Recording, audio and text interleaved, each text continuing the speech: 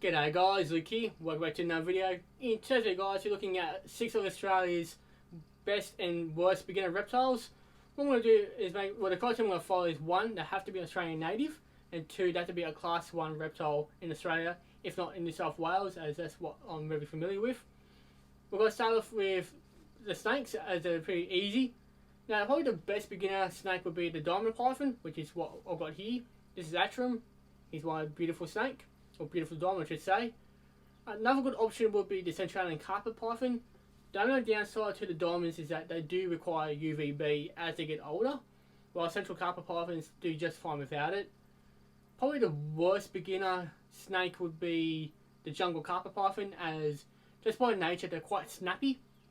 Now if you're someone who does not want to get bitten, diamonds and the central carpet pythons I do find the most friendliest. Or if you're up for the challenge and you want to see what it's like to get bitten 100 times, jungle carpet pythons would be the way to go. Now people do ask about children pythons, and I thought I'd just clarify about them. Now even though the name suggests children pythons, the guy who actually discovered them, his name was Children. So that's where the mistake comes from. People think, oh, children pythons mean they're good for kids. Not necessarily. So basically with children pythons, I do find them a bit of a hit and miss. Sometimes you might get a friendly one, other times you get a really cranky one.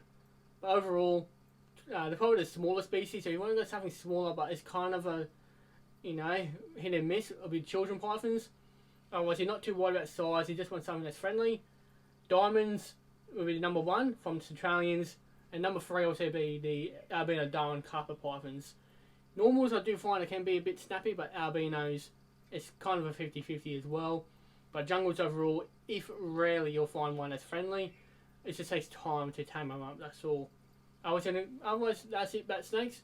Next group of animals will be the geckos, which I'll go to in a second. Now, if snakes don't really float your boat, or you're not very comfortable with a snake, geckos are probably the next easiest option to keep. Now this is Charcoal, here's my little spiny-tailed gecko. Now there's 2 main gecko species that I'll just say. Now there's one of the terrestrials, which are ground-dwelling species. They're the more easiest kept species. So probably the 4 most commonly kept here in Australia is either the thick-tailed gecko. We've got the Centralian rough knob-tailed gecko. We've got the smooth knob-tailed gecko, and also we've got the banded knob-tailed gecko. Those are the 4 commonly kept geckos, and they're probably the best beginner geckos in Australia. Probably the worst beginner geckos I should say, would be either the little spiny-tailed geckos, such as Charcoal here, or the velvet geckos. Now, any gecko that has little pads on their feet that can enable them to climb glass, wood, pretty much any surface. Not really ideally a good beginner, as they're pretty good at escaping. However, the knobtails, since they don't have the pads on their feet, they can't climb out as easily as these guys. However, with the knobtails, if something's tall enough and it's up against the water enclosure, they may try and use that to get out in the enclosure. With these guys, all it takes is a smaller opening and they'll get out. Otherwise, they do make great pets, geckos, if you make sure your enclosure is secure. Unlike snakes, you probably feed these guys 2-3 times a week. And with snakes, you probably feed once a week, once a fortnight, once a month sort of deal. So they're not as regularly fed. But both of these guys do require heating and whatnot. But I would say snakes and geckos are pretty much similar on level of upkeep and care, really. But yeah, that's it for geckos. We'll go on to the next group of animals, which will be skinks. Right, next up on the list will be skinks. Now, like I said, if you're not comfortable with snakes, but you do find geckos are just a tad too small to keep, blue tongues, especially the eastern blue tongue skink, are probably the best beginner skink. Even though they get relatively large, between 45 to 60 centimeters in length, they do make great pets and they're quite robust. The only downside is, like I said, since they get so large, they need a bigger enclosure. By saying that, they're great with kids. And honestly, they've got such cute little bodies. Now this is Billy. Now Billy, he's one of my blue tongues we have in the family. She was actually a rescue I got from a breeder since she had half her tail missing. But she's growing it back. I'm sorry, I don't like that. She doesn't like her tail being touched. But back to being skinks. Now I will say eastern blue tongues do make good beginner blue tongues.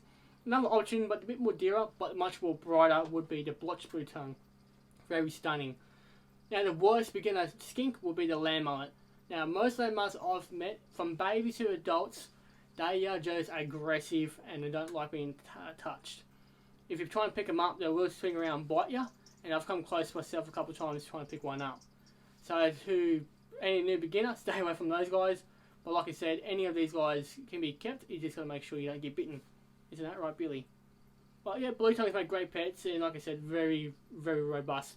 You have to go a lot wrong to kill one of these things. Next up, we've got dragons. So the best beginner dragon, I would say, is a toss up between two of them. Now you got your pygmy bearded dragon, which is, believe it or not, fully grown. So this is Crystal. She's my little pygmy.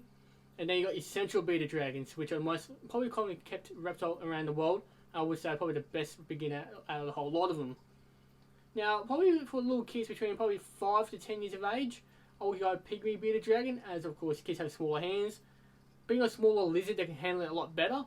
Otherwise, probably let's say 12 and older, I would say central bearded dragons. It comes down to space. It depends what you've got in space regard. Being pygmies, they will do better in a smaller enclosure, let's say 2 to 3 foot enclosures, while your central bearded dragons will probably go better in a 3 to 4 foot enclosure. Otherwise, both of them are identical to set up and keep. It's just one gets bigger and one gets smaller. Now, the worst probably beginner dragon I would say would be Eastern bearded dragon. Originally, I was going to say Eastern water dragon, but I do find Eastern bearded dragons just don't do well in captivity. For whatever reason, they just die. You know, they don't do well. They just don't thrive. And at least with a water dragon, if you keep them in a proper size enclosure, or at least give them the care and the attention, they actually do well both indoors and outdoors. Indoors, I would say, is harder, because obviously they get about 1 metre long and you need a good sized tank, while they probably do better outdoors anyway. By saying that, Eastern bearded dragons, they just don't thrive, they don't survive in captivity. Even though some people in the industry have kept them successfully, I do find they just don't do well in captivity. That'll be it for dragons. Next up would be the goannas, which we'll get to in a moment. Next group of animals we've got to cover off next would be the goannas, or monitor lizards. Now, I reckon ridge-tailed monitors are probably the best beginner monitor species to keep in the industry. They're quite popular around worldwide, and especially here in Australia. First time goanna keepers, I would suggest the ridge-tailed monitor. Otherwise, probably the worst beginner monitor species that I've been told, even though I haven't had any experience with them, would be either... They've got two different names. One's the black-headed, and the other name is the black-tailed monitor. Same species, but they've got a different name. What I've heard, they don't tame down as well. They get about the same size as a ridge-tail, but they're quite flighty and good escape artists. To be honest, any monitor lizards are good escape artists. You just gotta make sure the enclosure is nice and secure. I've heard Gillen monitors are not too bad either, and same goes with sand monitors. But yeah, I would mention as well, guys, for first-time keepers, do not let a child get a goanna. Just because, obviously, children and goannas I've seen don't mix well. Obviously, kids don't know their strengths, and these guys do have a bit of a bite on them. Even this size, Rosie can bite me. For a little head of his, he can bite quite hard if he needed to. So, I would suggest for a child, bearded dragons or blue tongues, or even a gecko. Otherwise, teenagers and that pretty much, I'll go goanna for. So, ridge-tailed monitors are the best. Now, what got Rosie out, because I don't keep the next animal, is the turtles. Now, turtles I have no real experience with, or I keep them honestly. Now, I do work with a couple species, that being the long-necked turtles, the Murray River, and the swordshell turtles. From what I've heard, long-necked turtles as babies are, for whatever reason, not as hardy as the Murray shortnecks.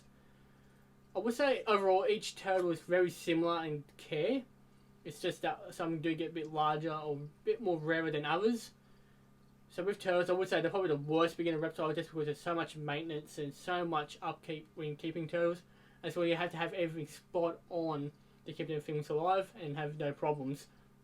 Unlike these guys, like the ridge-tails, the blue tongues, beardies, you have to have something wrong, at least something small wrong, to have a problem. But with turtles, you can have one tiny thing, such as water or even filtration, to go wrong, and yeah, they can go south real quick.